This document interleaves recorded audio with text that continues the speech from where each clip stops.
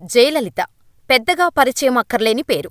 తమిళనాడు రాష్ట్ర రాజకీయాలను దశాబ్దాలపాటు శాసించిన పేరు. విప్లవాత్మకమైన మార్పులు తెచ్చిన పేరు. కాని ఈ పేరుతో కంటే అమ్మా అని పిలవడానికే ఇష్టపడతారు. అంతగా జయలలిత ప్రజలతో మమేకమయ్యారు. జయలలిత అంటే తమిళనాట ఎంత క్రేజ్ ఉందంటే ఆమెకోసం చంపటానికైనా చావటానికైనా సిద్ధపడిన ఎందరో ఉన్నారు. ఇది కేవలం నాణేనికి ఒకవైపే. మరోవైపు అవినీతి అక్రమాల కేసులు, వేల కోట్ల అక్రమార్జన. అసలు పెళ్ళి, వారసులు లేని జయలలిత ఎందుకు అన్ని కోట్లు వెనకేసుకోవాలని చూసింది? కోర్టు ఫ్రీజ్ చేసిన కోట్ల రూపాయల ఆస్తులకు వారసులు ఎవరు? కర్ణాటక ప్రభుత్వం ఇచ్చేయనున్న 6 ట్రంకుల పెట్టెనిండా ఉన్న బంగారం, వెండి, వజ్రాలు వంటి విలువైన ఆభరణాలకు వారసులు ఎవరు? జయలలితకు ఎంజీఆర్కు పెళ్ళైందా? శోభనబాబుతో జయలలిత రిలేషన్షిప్ మెయింటైన్ చేసిందా? ఎక్కడో సీడీలు అమ్ముకునే శశికళకు జయలలితకు పరిచయం ఎలా మొదలైంది? తెలియాలంటే watch the story. South film ఇండస్ట్రీలో ఒక మహారాణిలా వెలిగింది. తమిళ రాజకీయాల్లో ఒక నియంతలా కొనసాగింది. తన మాటే శాసనం, తన చూపే చట్టంలా బతికింది. అహంకారం, అంతకుమించి అధికారం, అపరిమితమైన అవినీతి సొమ్ము ఇవన్నీ ఆమెను చివరి రోజుల్లో కాపాడలేకపోయాయి. జీవచ్ఛవంలా సెలైన్ బాటిల్స్తో ఆఖరి ఘడియల్లో జీవించింది. పురచి తలైవి, వన్ అండ్ ఓన్లీ అమ్మ జయలలిత. ఇలా ఏ పేరుతో చెప్పినా ఇట్టే గుర్తుపట్టేస్తారు. ఇప్పుడు 4,000 కోట్ల ఆమె ఆస్తి ఎవరికి చెందుతుందో అర్థంకాక చివరికి ప్రభుత్వపరం చేస్తున్నారు. బతుకంతా ఆరాటపడి కూడా పెట్టినవి ఏవీ మనతో రావని జయలలిత ఆస్తులు కథ మరోసారి ప్రపంచానికి చెప్పకనే చెబుతోంది. జయలలిత ప్రస్తుతం కర్ణాటకలో భాగంగా ఉన్న మైసూర్లోని మాండ్య జిల్లాలో పాండవపుర తాలూకాలోని మేలోర్కోట్ గ్రామంలో అయ్యర్ కుటుంబంలో జన్మించారు. జయలలిత అసలు పేరు కోమలవల్లి. ఆమె తండ్రి పేరు జయరాం. ఆయన వృత్తిరీత్యా న్యాయవాది. తల్లి పేరు వేదవల్లి. మంచి నటిగా పేరు సంపాదించారు. బాల్యంలో జయలలితకు సినిమాలపై అంతగా ఆసక్తి లేదు. ఎప్పుడూ నటి కావాలని కోరుకోలేదు. బలవంతంగా తల్లే ఆమెను సినిమాల్లోకి తీసుకొని వచ్చిందని చెబుతారు అందరూ. చదువులో జయలలిత ఎప్పుడూ ముందుండేది. జయలలిత తండ్రి ఆమెను లాయరుగా చూడాలనుకున్నారు. కాని ఆమె తల్లి వేదవల్లి మాత్రం జయలలితను చిన్నతనంలోనే సినిమాల్లోకి తీసుకువచ్చారు. సంధ్య అనే పేరుతో తన ప్రస్థానాన్ని నాటకాలతో ప్రారంభించి సినీ నటి స్థాయికి ఎదిగింది. జయలలిత కేవలం తన 15 ఏళ్ల వయసులోనే అడల్ట్ సినిమాల్లో నటించారు. తన కెరీర్లో మొత్తం 85 సినిమాలు చేయగా అందులో 80 సినిమాలు బ్లాక్బస్టర్ హిట్ అయినవే. ఇక సినిమాల్లో స్లీవ్లెస్ బ్లౌజ్ వేసుకుని నటించిన తొలి యాక్టర్గా జయలలితకు పేరుంది. తెలుగులో సోగ్గాడుగా పేరొందిన శోభనబాబుతో వరుసపెట్టి సినిమాలు చేయడం మొదలుపెట్టారు జయలలిత. దీంతో ఇద్దరి మధ్య ఏదో ఉందని అంతా అనుకునేవారు. దానికి తోడు షూటింగ్ టైంలో శోభనబాబుకు స్వయంగా భోజనం వడ్డించేవారు జయలలిత. ఇక వీరి స్నేహం కాస్త ప్రేమగా మారటం, ఆ ప్రేమ కాస్త శారీరక బంధానికి దారితీసిందని చెబుతుంటారు. వీరి ప్రేమకు గుర్తుగా పిల్లలు పుట్టారని, జయలలిత వారసులుగా చెప్పుకుంటున్న ఆమె మేనల్లుడు దీపక్, మేనకోడలు దీప, వీరిద్దరి పిల్లలే అన్న వాదనలు కూడా ఉన్నాయి. ఇక తమిళనాట స్టార్ హీరోయిన్గా ఎదుగుతున్న క్రమంలోనే అప్పటి స్టార్ హీరో ఎంజీఆర్తో కలిసి వరుసపెట్టి సినిమాలు చేయటం మొదలుపెట్టారు జయలలిత. దీంతో ఇద్దరూ ప్రేమలో పడ్డారన్న వార్తలు కూడా వచ్చాయి. అయితే అప్పటికే ఎంజీఆర్కు పెళ్లి కావటంతో జయలలిత, ఎంజీఆర్ల బంధానికున్న పేరును ప్రపంచానికి చెప్పలేదు. ఇలా స్టార్ హీరోగా క్రేజ్ ఉండగానే రాజకీయాల్లోకి అడుగుపెట్టి డీఎంకే అధినేత కరుణానిధితో విభేదించి అఖిల భారత అన్నా ద్రవిడ మున్నేట్ర కజగం పార్టీని స్థాపించారు. క్రమంగా సినిమాలు తగ్గించేయటంతో పాటు రాజకీయాల్లో బిజీగా మారిపోయారు ఎంజీఆర్. అయితే జయలలితను కూడా రాజకీయాల్లోకి తీసుకువచ్చేశారు. 1982లో అన్నాడీఎంకేలో జాయిన్ అయిన జయలలిత అప్పటినుంచి ఎంజీఆర్ వెన్నంటే ఉంటూ రాజకీయ ఎత్తుగడలు వేయటం మొదలుపెట్టింది. పార్టీని ముందుకు నడపటంలో కీలక పాత్ర పోషించింది. ఇక ఆ తర్వాత వచ్చిన ఎన్నికల్లో అన్నాడీఎంకే గెలవటం, ఎంజీఆర్ ముఖ్యమంత్రి అవటం జరిగింది. ఇక 1984 నుండి 1989 వరకు జయలలిత తమిళనాడు నుండి రాజ్యసభ సభ్యురాలిగా పనిచేశారు. అనుకోని పరిస్థితుల్లో ఎంజీఆర్ మరణించటంతో అన్నాడీఎంకే పార్టీ బాధ్యతలు చేపట్టారు జయలలిత. అయితే అంత ఈజీగా ఆ పీఠం రాలేదు. ఎంజీఆర్ మరణించాక ఆ స్థానంలో ఆయన భార్య జానకి రామచంద్రన్ 3 వారాల పాటు తమిళనాడుకు ముఖ్యమంత్రిగా పదవిని నిర్వహించారు. ఆ క్రమంలోనే పార్టీ బాధ్యతలను తానే తీసుకొని అప్పటివరకు పార్టీలో కీలకంగా ఉన్న జయలలితను పక్కన పెట్టేశారు. అంతేనా, కనీసం ఎంజీఆర్ని ఆఖరిచూపు కూడా చూడనివ్వకుండా చేశారన్న వాదనలు కూడా ఉన్నాయి. ఎంత నాటకీయంగా అన్నాడీఎంకే బాధ్యతలు జానకి రామచంద్రన్ చేపట్టారో అంతే నాటకీయ పరిణామాల మధ్య పార్టీ పగ్గాలు జయలలిత చేతికి వచ్చాయి.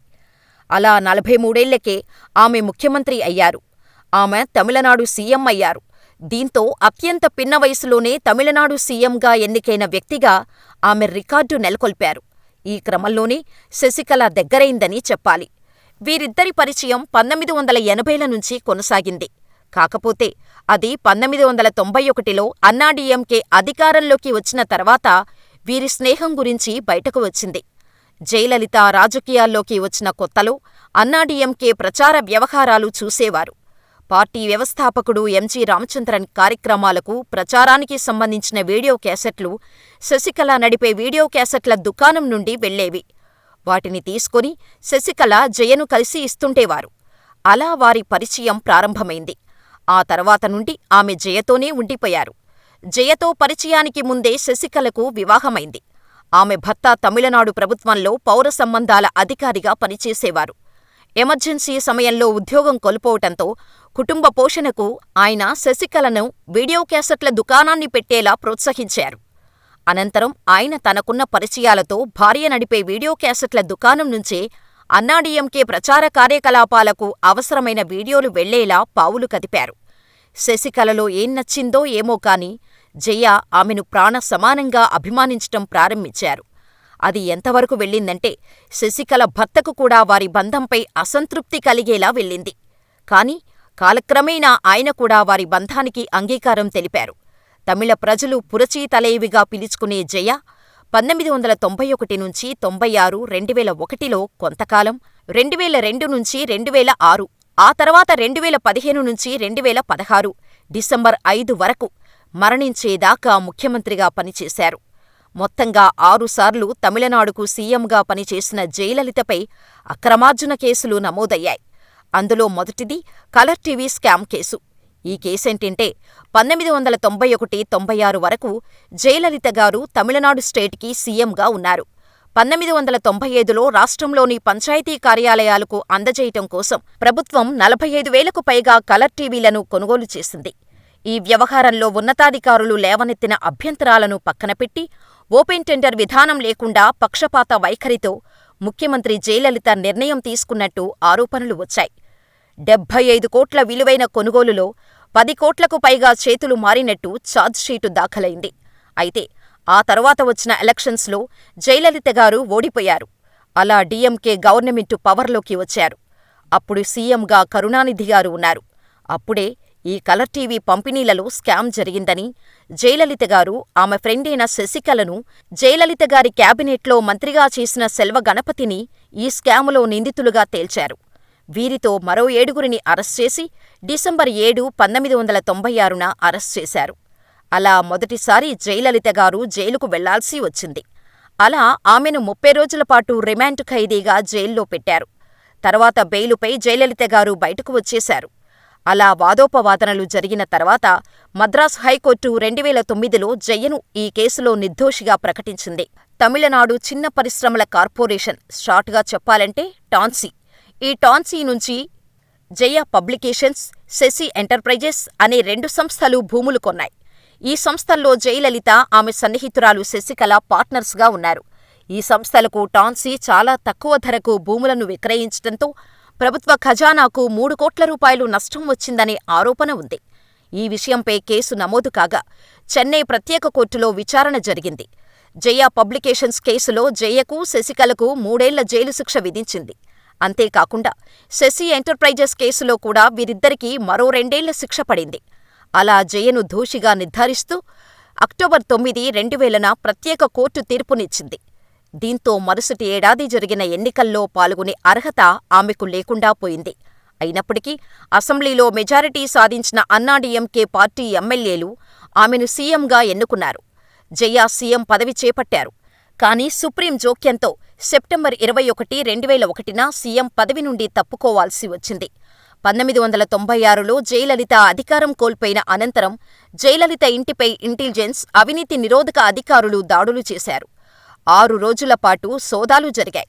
ఈ సోదాల్లో 28 కిలోల బంగారు ఆభరణాలు, 91 చేతి గడియారాలు, 41 ఏసీలు, 10,500 చీరలు, 750 చెప్పుల జతలు, స్థిరాస్తులకు సంబంధించిన చాలా పత్రాలు దొరికాయి. అలా అక్రమాస్తుల కేసులో కూడా జయలలిత జైలుకు వెళ్లారు.